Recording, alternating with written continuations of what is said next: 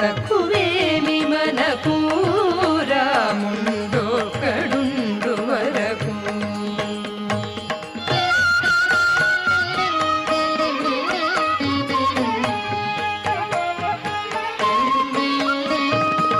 మృత్యు సోమకుని మును చూపిన మత్స్యమూర్తి మన పక్షమునుండగ.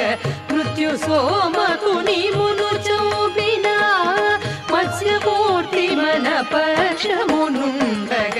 తక్కువేమి మనకు రాముండొక్కడుండు వరకు.